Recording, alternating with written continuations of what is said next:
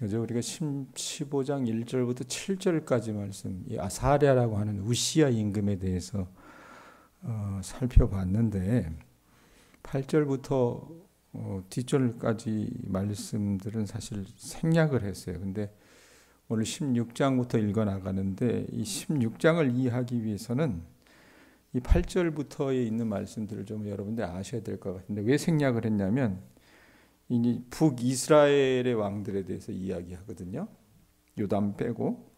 그 왕들이 누구냐면 스가랴, 살룸, 무나헴, 부가이야, 베가. 다 누구의 아들 이렇게 할아버지가 왕이면 아버지가 왕이고 자식이 왕이고 손자가 왕이고 이게 아닙니다. 이 북이스라엘은 이제 거의 왕조가 이 망해갈 그 상황인데, 그때는 어떻게 해요? 반정, 그러니까 구테타를 일으켜서 이 왕권이 계속 교체되는 북이스라엘의 모습이라고 여러분들 보셨으면 좋을 것 같아요. 박정희가 구테타 하듯이, 그 다음에 전두환이 구테타를 일으켰듯이 그렇게 해서 어떻게 해요? 자기가 왕이 되는 거예요, 북이스라엘. 그러다가 15장 32절에 가면은 다시 이제 유다의 왕으로 되돌아와서 이 우시야의 아들이 누구였냐면 요담이라고 하는 왕이 있습니다. 그러니까 우시야가 말년에 문둥병이 들었다 그랬잖아요. 네? 자기가 향단에 제사를 드리려고 월권을 했기 때문에, 그 교만 때문에. 그래서 그 말년에 한 10몇 년 동안은 이 요담이 같이 섭정을 해요. 대리청정을 한다 그럴까? 섭정이란 표현보다는 아버지를 대신해서, 문둥병이 걸렸기 때문에. 그래서 이 요담은 여러분 그 다른 이스라엘의 왕, 남유다의 왕들처럼 하나님 앞에 그래도 신실하게 살려고 애를 썼던 왕이었습니다. 근데 이제 늘 이 유다의 왕들의 여러분 그 실체 가운데 하나가 뭐냐면 산당을 제거하지 못했어요. 자, 그러다가 어떤 일이 벌어지냐면은 오늘 말씀해 보면 이제 아람이라고 하는 나라는 여러분 우리가 쭉 며칠 전부터 들었을 겁니다. 북이스라엘을 괴롭혔던 그 아람이라고 하는 이 아람 나라의 왕 르신과 그다음에 북왕국 북이스라엘의 거의 끝마금에 있는 왕 베가가 어떻게 짝짝꿍이 돼가지고 야, 이 아수르 쳐들어올 건데 너 붙어, 이렇게 얘기를 해요, 남유다에게. 근데 요담이 그러지 않거든요. 그러니 어떻게 해요? 손 봐줘야 되지 않습니까? 그래서 이 협공을 해서 이 남유다의 어떤 미래의 불안과 긴장을 풀어넣었어요. 그러다가 이제 아하스가 아버지를 요담을 이어서 왕이 되는데, 이 사람이 어떤 삶을 살아나갔는지 말씀을 통해서 우리가 좀 살펴보는 겁니다. 자, 1절부터 4절 눈이 따라가 주세요. 자, 르말리아의 아들 베가 제17년에 유다의 왕 요담의 아들 누가 왕이 된다 그래요? 아하스라고 기억을 하세요. 왜? 이 남유다의 왕 가운데 가장 못돼 처먹은 왕 중에 하나가 이 아하스입니다. 백권사님 꼭 기억하세요. 이 아하스가 왕이 될 때의 나이가 20세라 예루살렘에서 16년간 다스렸으나 그의 조상 다윗과 같았대요, 같지 아니했대요? 다윗과 같지 않았다라고 하는 여러분 이 문구가 따라붙는 이 남유다의 왕은 많지 않습니다. 손에 꼽아요. 그 중에 하나가 이 아하스입니다. 자, 이 아하스가 그 다윗과 같지 아니해서 어떻게 합니까? 그의 하나님 여호와 보시기에 정직히 행하지 아니하고, 이러면서 이제 3절, 4절 보면 끔찍한 일을 저지릅니다. 3절 보세요. 이스라엘의 여러 왕의 길로 행하며, 자, 이스라엘의 여러 왕, 이러면 여러분 우리가 생각 없이 그냥 읽어요. 이스라엘, 여기서 이스라엘이라고 하는 게 뭡니까? 남유다 위에 있었던 북이스라엘을 말합니다. 북이스라엘의 왕들은 대부분 어떻게 해요? 하나님 앞에 바른 삶을 살아가지 못했던 왕들이라 그랬어요. 그 북이스라엘의 여러 왕의 길을 모방해서 여호와께서 이스라엘 자손 앞에서 쫓아내신 이방 사람의 가증한 일을 따라 뭐 했다 그래요? 거기 보면 자기 아들을 불 가운데로 지나가게 했다라고 얘기합니다. 하나님이 가장 싫어하는 죄악입니다. 이게. 우상 가운데 몰렉이라고 하는 게 있어요. 근동 아시아에 보면 인신제사라고 그러잖아요. 사람을 가져다 바치는 겁니다. 소와 양이 아니라 사람을 가져다 바쳐요. 네?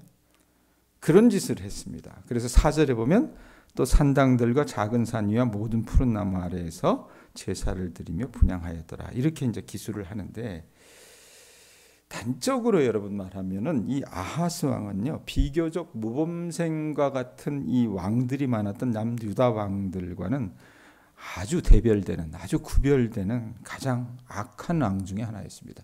그러니까 우리나라 역사에 보면 조선 역사의 연산군 같은 놈이에요. 예? 이 사람은 아예 왕이 되자마자 노골적으로, 할아버지가 누구였어요? 우시아였잖아요. 문둥병 걸리기 전까지는 하나님 앞에 신실하게 살았던 사람입니다. 근데 그 할아버지가 했던 것, 아버지가 했던 대로 하나님을 섬기지 않고 아예 노골적으로 드러내놓고 우상을 섬기기 시작했던 거예요.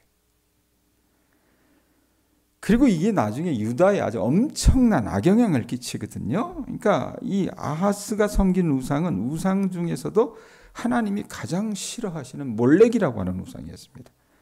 이 우상은요, 자식을 불 속에 집어넣어 지나가게 해서 결국 죽이는 인신제사를 이야기하는데, 하나님은 이 몰렉 신앙을 가장 싫어하셨고, 그런데 아하스는 어떻게 해요? 거기 보면 뭐라고 해요? 3절에 보면은 이방 사람이 가증한 일을 따라 누구를 불 가운데로 지나가게 했대요. 남의 새끼도 아니고 자기 아들을 불 가운데로 지나가게 했다고. 자기 아들을 죽이면서까지 우상 섬기는데 탐닉했던 게 누구예요? 아하스 왕이었습니다.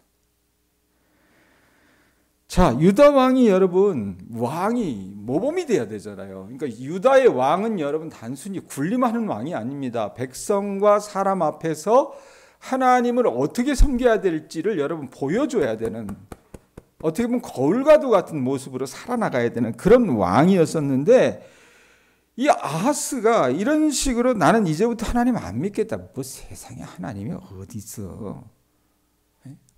좋은 신도 많아. 그래서 몰렉을 가져다가 자기 새끼를 가져다 바치기도 하고. 이러면서 여러분 우상 숭배를 조장하니까 백성들이 유다의 산당과 산위와 나무 아래 온 땅에서 어떻게 왕도 그렇게 하는데 우린 왜 못하냐. 이래서 제자 훈련 받아가지고 어떻게 해요? 같이 그 우상을 섬기는데 아주 탐닉을 합니다. 자, 아하스가 이렇게 하나님 신앙을 버리고 이방신, 즉 세상의 신을 섬기고 살면 적어도 자기 아버지 요담이나 할아버지 우시아보다는 잘 살 수 있을 것 같아서 아마 이러지 않았는가 싶어요. 자, 그런데 어떻게 해요? 하나님 그거 가만히 내버려 두십니까? 내버려 두시지가 않죠. 그래서 자기 아버지를 위협했던 북쪽 아람과 이 이스라엘이 합작을 해서 공격을 합니다. 이 남유다를. 그 말씀에 보면 5절, 6절 한번 보세요.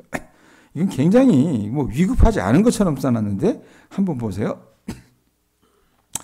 자, 이때 아람 왕 르신과 이스라엘 왕 르말야의 아들 베가가, 르신과 베가가 그다음에 어떻게 어디로 올라왔대요? 예루살렘에 올라와서 싸우려 하여 아하스를 에워쌌으나 거기 뭐라고 얘기해요?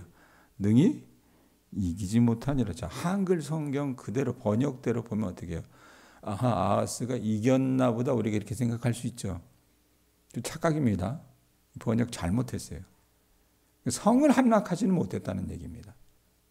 근데 예루살렘 성이 여러분 어떻게 보면 가장 높은 곳에 있는데 그 예루살렘 성을 함락하지는 못했다고 하더라도 그들이 남겨놓은 여러분 어떤 그 자네들은요 엄청났었어요. 6절 보세요.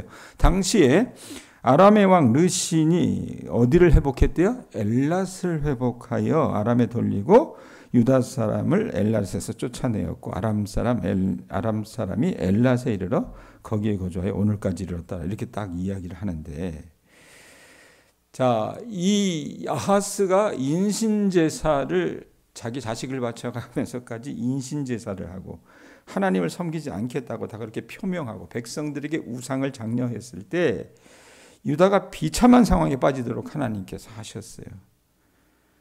그 아람과 이스라엘 연합군이 예루살렘을 쳤고 엘랏이라고 하는 곳이 어디냐면 항구 도시입니다. 근데 므낫세, 자기 할아버지 므낫세 때에 이 항구 도시를 수복을 해요. 예? 되찾아왔는데 그것조차도 빼앗기게 하셨다고 말씀합니다. 자, 그런데 이 열왕기하 말씀을 보면 그냥 이랬구나 생각을 하는데 열왕기하 말씀은 항상 이 역대기하고 같이 봐야 돼요. 역대하 28장에 보면 이때 상황이 얼마나 끔찍했느냐면 1차적으로 아람 군대가 유다에 쳐들어와서 숫자를 헤아릴 수 없을 정도로 수많은 유다 백성들을 죽이고 붙들어갔습니다. 그러니까 이 역대기에는요, 이스라엘 왕 베가가 하루 동안 북이스라엘 왕 베가가 이 남유다, 이 아하시아의 군대와 싸워서 이 유다의 용사들을 죽였는데 얼마를 죽인 줄 아세요? 12만 명을 칼로 쳐 죽였습니다. 그러니까 아마 유다 역사상 하루 동안에 가장 많은 군인들의 희생일 거라고 이제 학자들은 추정을 해요.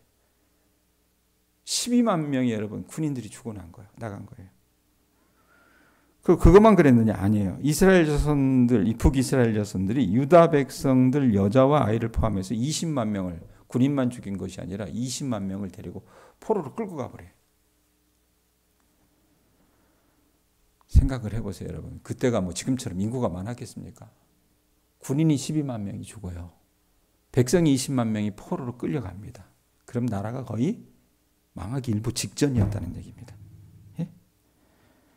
자, 그러면 일이 이 지경에 딱 이르면 사람이 어떻게 깨달아야 되잖아요. 아하, 이건 내가 하나님 앞에 단단히 잘못했는가 보다. 이러고 회개하고 돌이켜야 되는데 아하스가 그렇게 회개해요, 안 할게요? 안 했습니다. 심지어 재미난 건 여러분, 아하스 시대에 하나님께서 사용하셨던 선지자가 있어요. 여러분 혹시 아세요? 이사야라고? 예레미야 못지않게 긴 성경, 그 어떻게 보면 성경 전체를 한 권에 딱 축약해 놓은 그 작은 성경이 예레미야라고 얘기해요. 아니, 이사야라고 얘기해요. 그 이사야를 썼던 그 이사야라고 하는 선지자가 이 아하스 시대에 활동을 해요. 그래서 하나님께서 이사야를 보내서 실제로 바람 한패 등불과 같았던 유다의 형국을 보고 하나님께서 이야기하시거든요. 이사야 7장 4절에 이런 말씀이 있어요. 제가 읽어드릴 테니까 들으세요. 그에게 이르시기를 너는 삼가며 조용하라. 이 아하시야에게 말하는 거예요. 너는 삼가며 조용하라. 르신과 아람과 르말리아의 아들 이 베가잖아요. 베가가 심히 노할지라도 벌벌벌벌 떨었거든요. 군사가 12만 명이 죽고 백성 20만 명이 잡혀갔는데 난 망했다 이렇게 생각했는데 하나님이 그들을 뭐라고 얘기하시냐면 연기나는 부직갱이 구루터기에 불과하니 두려워하지 말며 낙심하지 말라. 그러면서 하나님을 신뢰하고 의지하라 그래요. 그 풍정등화와 같은 상황 속에서도. 하나님을 붙들라고 얘기합니다. 이전에 우상을 회파하고 하나님 앞에 엎드리라고 얘기해요. 그렇게 하나님께서 이사야를 통해 말씀하셨음에도 불구하고 아하스는 어떻게 해요? 믿음의 방법, 하나님을 찾는 그 방법, 그것을 어떻게 해요? 차치하고 아수르라고 하는 이방 세력을 끌어들여서 그 연합군을 물리칠 계획을 세워요. 그게 어디 나와요? 7절에서 9절이에요. 보세요. 7절에서 9절 보면 아하스가 어떻게 했다 그래? 7절 보면 누구? 아수르 왕 디글랏빌레셀에게 사자를 보내요. 이르되. 자, 아수르는 여러분 그때 당시 미국 정도로 생각을 하시면 돼요. 바벨론 이전에 가장 큰 왕조였어요. 이 미국 대통령에게 어떻게 해요? 가서 산청을 한 겁니다. 사자를 보내 이르되 그러면서 뭐라고 얘기합니까? 나는 왕의 신복이요 왕의 아들이라. 이제 아람 왕과 이스라엘 왕이 나를 친히 청하건대 올라와 그 손에서 나를 구원하소서 하고. 자, 공짜로 됩니까? 공짜로 안 되잖아요. 8절에 어떻게 합니까? 아하스가 여호와의 성전과 왕궁 곳간에 있는 은금을 내어다가 아수르 왕에게 예물로 보냈더니, 예물이 아니라 뇌물로 보낸 겁니다. 뇌물로. 자, 아수르 왕이 어떻게 해요? 9절에 보면 그 청을 듣고 올라와서 다메섹을 쳐서, 다메섹은 여러분 아람이라고 하는 르신이 다스렸던 이 아람이라고 하는 나라의 수도격이라고 보시면 돼요. 그 다메섹을 쳐서 점령하여 그 백성을 사로잡아 길을 옮기고 또 르신을 죽였더라. 이렇게 이야기합니다. 자, 인간적으로 보면요, 야, 이놈 머리 좋네 이렇게 생각할 수 있어요. 나라가 위기에 처했으니까 외세라고 외국에서라도 어떻게 손을 내밀어 가지고 그렇게 택한 그 방법. 아람과 이 북이스라엘의 연합군을 물리치기 위해서 아수르 군대를 끌어들인 것은 영특하다. 좀 탁월한 선택이었다. 예? 그리고 실제로 어떻게 해요? 말씀에 있는 거 보면, 말씀이 기록한 걸 보면 실제로 적중을 해서 아수르 군대가 아람을 멸망시켰지 않습니까? 그리고 그 왕까지 죽였잖아요. 그럼 뭐 그거 갖다 바친 게 뭐 얼마나 대단한 거라고. 아주 기가 막힌 지혜로운 방법을 택한 거 아니냐 이렇게 생각을 했는데 나중에 이 아수르 때문에 남유다도 망하게 됩니다. 부질없는 짓을 했어요. 예? 그런데도 하나님을 의지하지 않고 이사야를 통해서 분명히 말씀하셨거든요. 하나님 신뢰하고 의지하고 하나님께 요청하라고 했는데 그렇게 하지 않고 외세의 손을 내미는 거예요.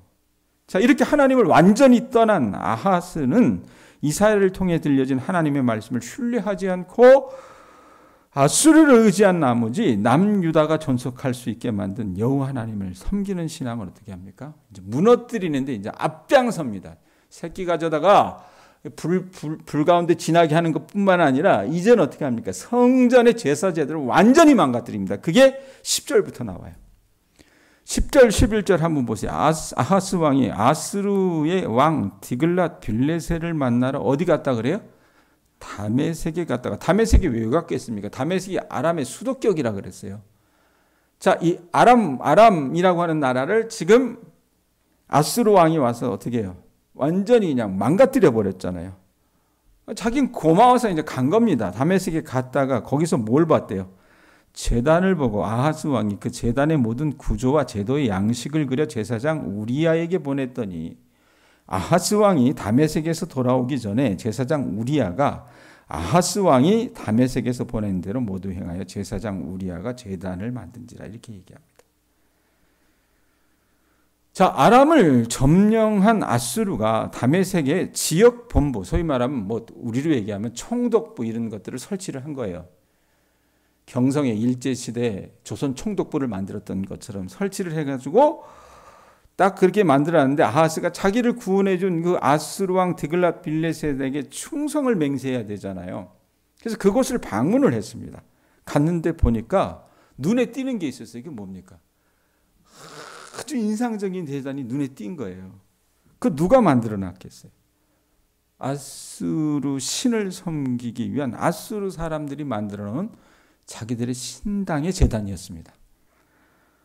저들에게 승리를 가져다 준 신이라면 이건 좋을 것 같다. 뭐 이왕이면 다홍치면 아니냐. 꼭 먹고 뭐 알 먹고 이 생각했던 것 같아요. 그래서 아하스가 그것을 가져다가 어떻게 합니까? 북왕국의 그 시조였던 여로보암처럼 성전 예배에 자신이 고안한 것을 채용하기로 결심을 해요.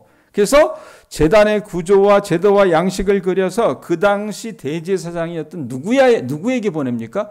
우리야. 이 우리야는 다윗이 죽였던 우리야가 아니에요. 이름은 같지만 사람은 달라요. 이 대제사장 우리야에게 보냈고 이 우리야도 참 정신머리 없는 대제사장이에요. 이 생각 없는 우리야는 아하스가 보낸 그 모든 것들을 어떻게 해요? 예루살렘 성전 안에다가 그걸 만들어 놓은 거예요. 그 양식 그대로. 아주 큰 죄를 범하는 겁니다. 예배고 성전이고 다 망가뜨려 버린 거예요. 네? 그러고 나서 자기 마음대로 성전의 구조를 바꿔버리기까지 해요. 그러니까 성전의 구조는 여러분 굉장히 중요한 겁니다. 그래서 하나님께서도 이들이 광야 시대에 생활을 했을 때 장막을 어떻게 만들어야 될 것인지 그 안에 들어가야 될 기명들을 어떻게 만들어야 될 것인지 다 세세하게 말씀하셨잖아요.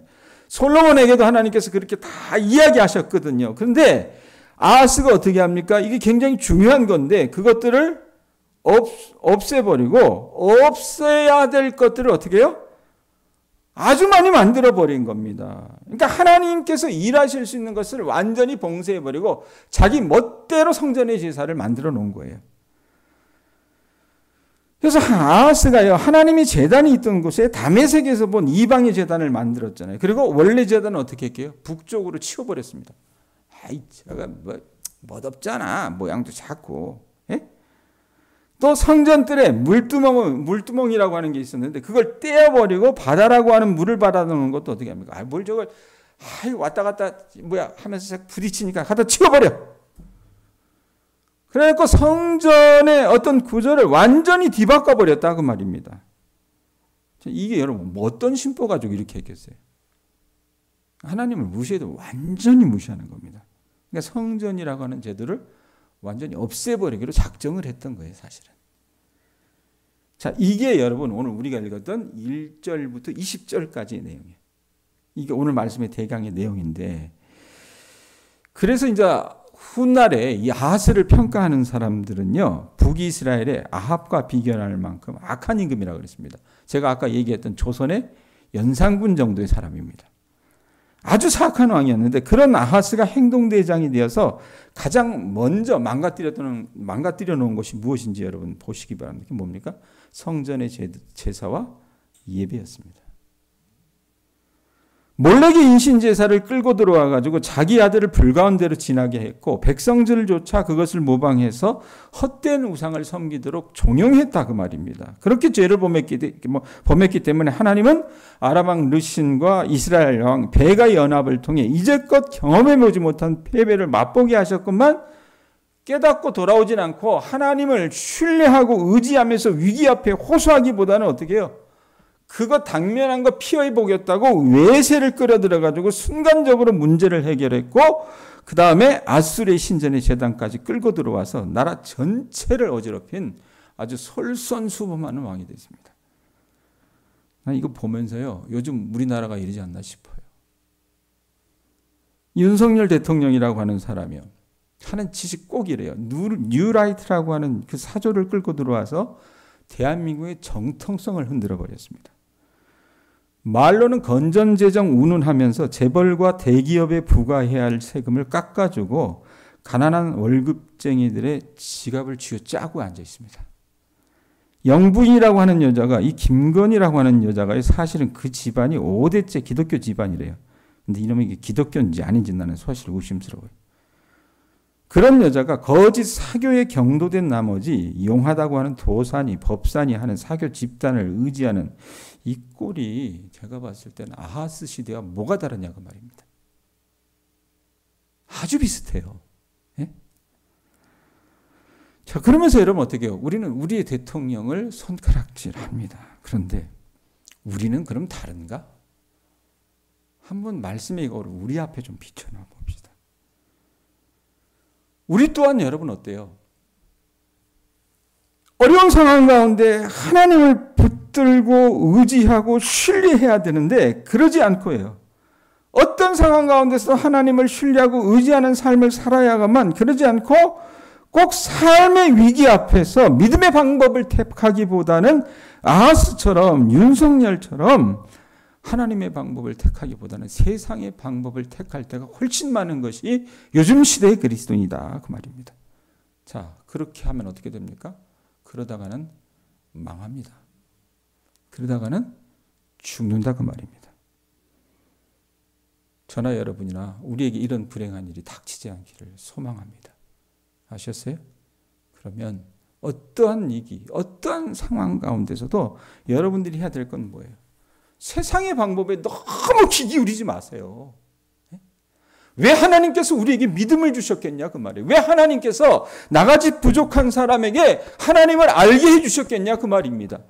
여러분들이 어려운 가운데 처할 그때에 아하스처럼 여러분의 의지나 꾀나 세상의 돈과 명예나 권력 이런 걸 찾지 마시고 하나님을 붙들고 나아가실 수 있기를 주님의 이름으로 축원드립니다. 그게 우리가 살 수 있는 유일한 방법이란 얘기예요.